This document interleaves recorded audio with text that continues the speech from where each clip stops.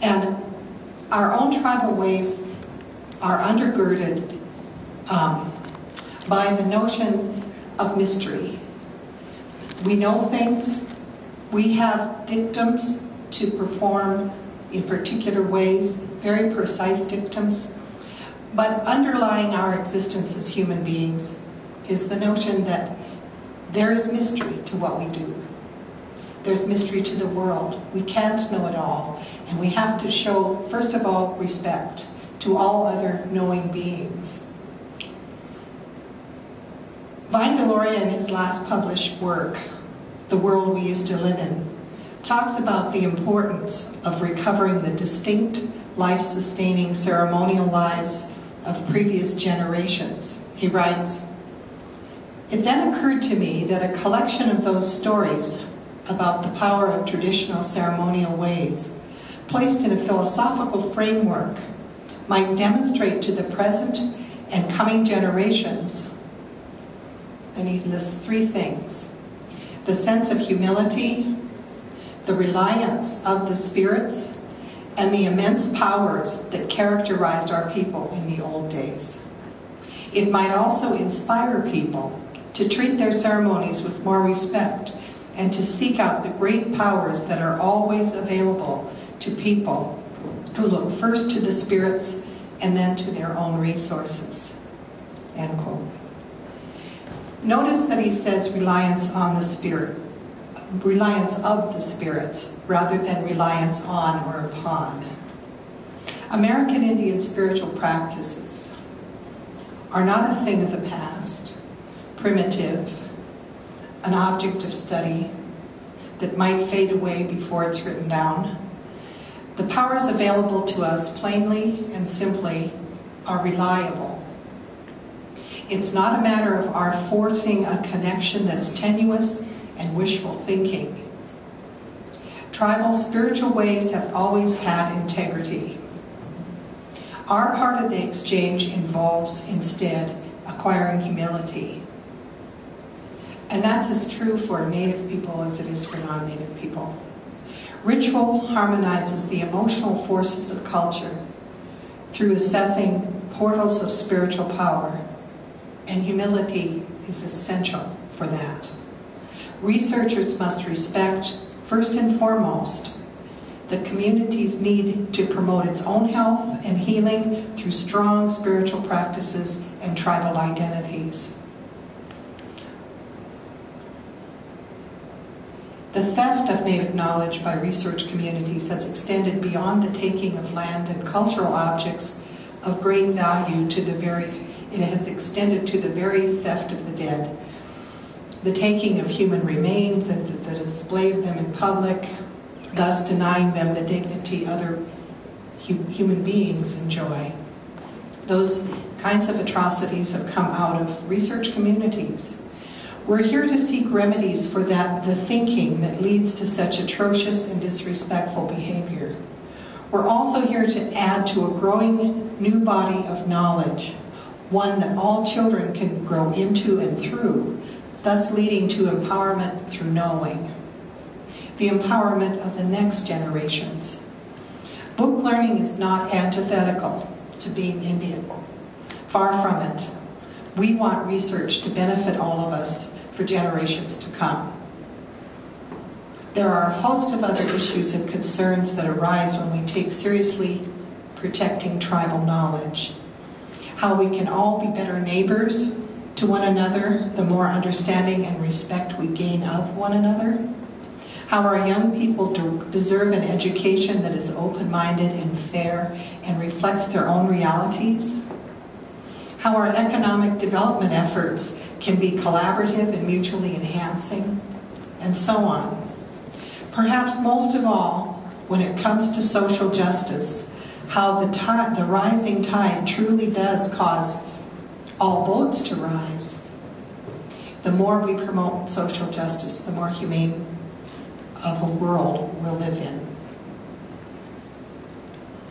So welcome and enjoy. I look forward to speaking with you on one-to-one level and seeing your papers and interacting and having a marvelous conversation. Thank you, Phenomena.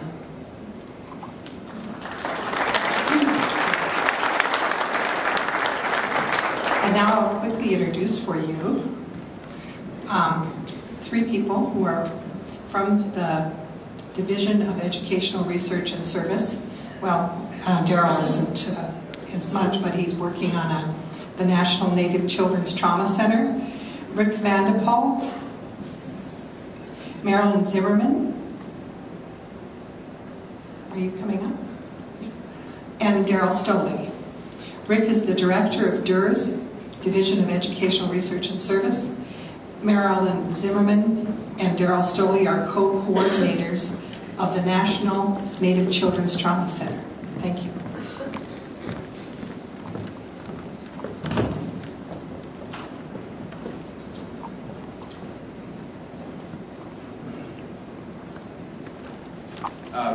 I think we're going to hear some remarks from these remarkable people, are we? Okay. But before we do that, I'm going to do something here that, as a Gichita and Nakoda, I make crafts and arts of our people, and I was making this fan, this eagle feather fan, bald eagle feather fan, and I was wondering. It took several weeks, several days of planning and praying. I was wondering why I was making this, because I have several myself, and I've made several for other people, and I thought, well, it's got to be for some reason. And then before I left Fort Peck, or Poplar, I was told to bring it. Again, I wasn't hearing voices, but I was told to bring it. And now I know why. In our culture, in the Nakota culture, in a traditional way, we honored our warriors, our people who had accomplishments with the sacred feathers. And cultures change as people change, as the world's changed. And now, in this generation, we honor not only our Gichita, our warriors, but we also honor our women, because we believe they are sacred. We believe that they are the givers of life, and they are keepers of the family, and they own just about everything that we think we own. But we hold them sacred. So today I know why I made this and for who it was made. And it is with great pleasure and with humbleness that I give this now. And I don't think she told you, but I'm the assistant to the assistant provost, Dr. Catherine Shanley.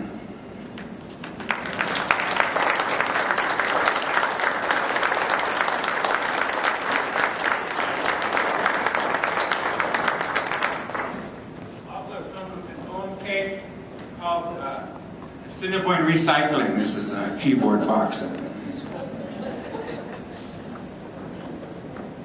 Thank you, Bobby.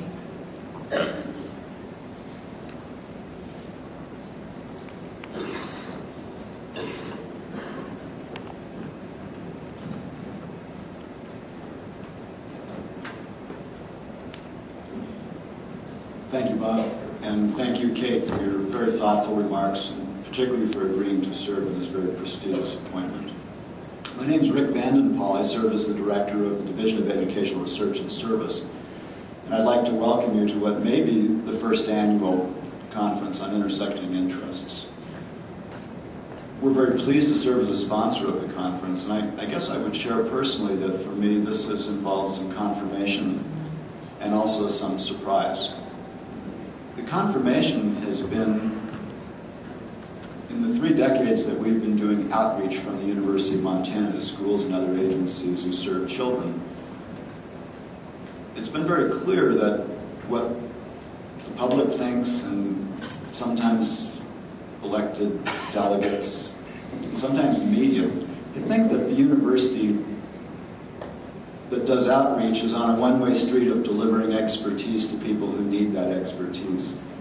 There doesn't seem to be as much awareness among those groups as there is perhaps among us that that is actually an exchange and a reciprocal return of knowledge and wisdom that comes from people willing to work with the University of Montana as we do outreach to schools and other agencies who serve children, as we engage in professional development and continuing education activities, and as we try to do research with respect, sensitivity, and